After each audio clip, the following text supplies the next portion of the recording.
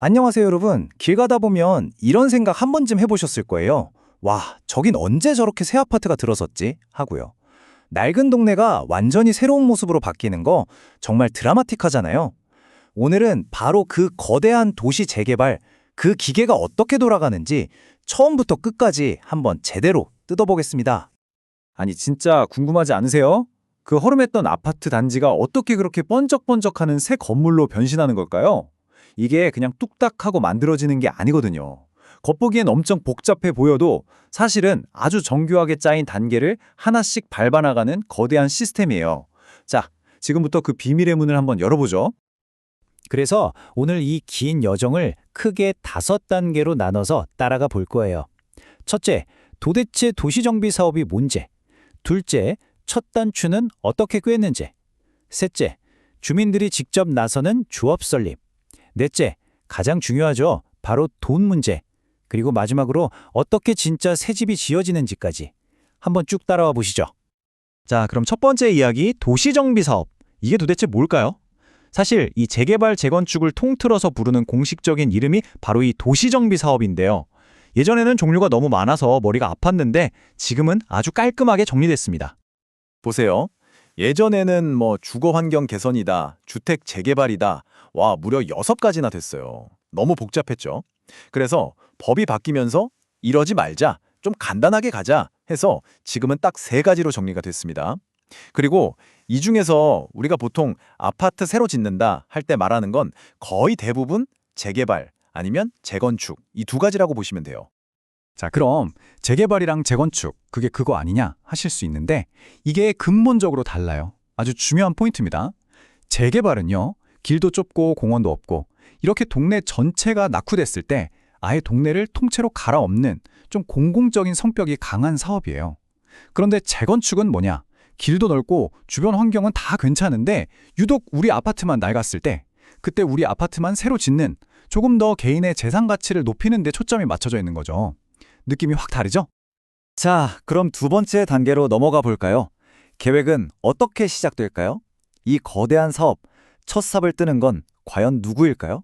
주민들일까요? 놀랍게도 아닙니다. 시작은 바로 관에서, 즉 행정기관이 먼저 깃발을 듭니다. 모든 건 아주 큰 그림에서 시작돼요. 바로 시에서 세우는 기본계획이라는 청사진이죠. 여기서 이 동네는 좀 손봐야겠는데 하는 지역을 정하는 거예요. 그리고 재건축이라면 안전진단이라는 중요한 관문을 거쳐야 하고요. 이 모든 걸 통과하면 마침내 시에서 땅 하고 도장을 찍어줍니다. 여기는 이제부터 정비구역입니다 하고요. 이 정비구역 지정이 없으면 사실상 아무것도 시작할 수가 없어요. 특히 재건축은 이게 핵심이에요. 그냥 우리 아파트가 30년 넘어서 낡았으니까 재건축하자! 이게 안 된다는 거죠. 반드시 안전진단이라는 시험을 통과해야 해요. 건물이 무너질 위험은 없는지, 사는데 너무 불편하진 않은지, 이걸 싹 들어 고치는 비용은 얼마나 들지, 이런 걸 다 따져서 여긴 정말 새로 짓는 게 맞겠습니다라는 공식적인 합격 통지를 받아야만 다음 단계로 갈 수 있는 거예요. 자, 이렇게 시에서 자, 이제 여기서 사업해도 좋습니다 하고 무대를 쫙 깔아줬어요. 그럼 이제 누가 등장해야 할까요? 바로 진짜 주인공, 주민들입니다.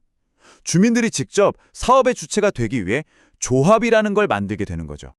이 정비사업조합이라는 게 뭐냐면요. 아주 쉽게 말해서 집주인들이 만든 프로젝트 회사라고 생각하시면 돼요. 이 조합이 법적으로 사업을 이끌어가는 시행사가 되는 거고요. 어떤 건설사를 고를지, 돈은 어떻게 쓸지 모든 중요한 결정을 바로 이 조합에서 합니다. 와, 그러니까 우리 동네 주민들이 직접 개발회사를 차리는 거나 마찬가지인 거죠. 근데 이 회사를 차리는 게 말처럼 쉽지가 않아요. 가장 큰 산이 하나 버티고 있거든요. 바로 주민들의 동의입니다. 예를 들어 재개발 같은 경우는요. 전체 집주인의 무려 4분의 3, 그러니까 75% 이상이 오케이, 갑시다 하고 도장을 찍어줘야 해요. 정말 압도적인 지지가 필요한 거죠. 생각해보세요. 수십, 수백 명의 재산이 걸린 문제인데 이분들의 마음을 하나로 모으는 게 얼마나 어렵겠어요? 이게 바로 주민들이 마주하는 첫 번째, 진짜 관문입니다. 여기서 이 동의율을 넘지 못하면 그 어떤 장밋빛 미래도 그냥 물거품이 되는 거예요. 사업은 여기서 그냥 끝입니다. 자, 이제 정말 이번 이야기의 심장부, 하이라이트로 들어가 보겠습니다. 그래서 결국 내 돈이 어떻게 되는 거냐? 모든 집주인의 희비를 가르는 최종 재무 설계도, 바로 관리처분 계획입니다. 여기가 제일 중요해요. 여러분, 제일 궁금한 게 이거잖아요. 내 낡은 집 이거 얼마로 쳐주는 거지? 그래서 새 아파트 들어가려면 돈을 얼마나 더 내야 하는 거야? 이 모든 질문에 대한 답이 담겨 있는 문서가 바로 이 관리처분 계획입니다. 말하자면 이 재개발 프로젝트 전체의 사업 계획서이자 가계부라고 할 수 있는 거죠. 이 계획서에서 가장 먼저 봐야 할 숫자가 바로 비례율이라는 건데요. 어렵게 생각할 거 없어요. 그냥 이 사업의 성적표라고 보시면 돼요. 우리 사업 장사 잘 되고 있나? 를 보여주는 숫자죠. 공식은 좀 복잡해 보이지만 핵심은 이거예요. 100%가 넘으면 우리 사업 이익 보고 있구나. 100%보다 낮으면 이거 손해보고 있는데? 하는 신호인 거죠. 자, 이 성적표가 나왔으면 이제 진짜 내 몫이 얼마인지 계산할 차례입니다. 그걸 권리가액이라고 불러요. 이건 어떻게 계산하냐면 원래 내 낡은 집의 감정평가액 있죠? 거기에 방금 본 사업 성적표, 비례율을 곱하는 거예요. 그러니까 사업이 잘 돼서 비례율이 높으면 내 몫도 덩달아 커지는 거고, 사업이 지지부진해서 비례율이 낮으면 내 몫도 줄어드는 거죠. 그야말로 내 재산의 최종 가치라고 할 수 있어요. 그리고 드디어 나왔습니다. 모두가 숨죽여 기다리는 마지막 숫자, 바로 분담금입니다. 이건 간단해요. 내가 앞으로 들어갈 새 아파트의 가격에서 방금 계산한 내 최종 몫을 빼는 겁니다. 그래서 나온 금액이 플러스면 그만큼 돈을 더 내야 하는 거고요. 만약 마이너스다? 그럼 오히려 돈을 돌려받는 거예요. 진짜 이 순간에 모든 조합원의 희비가 극명하게 엇갈리는 거죠.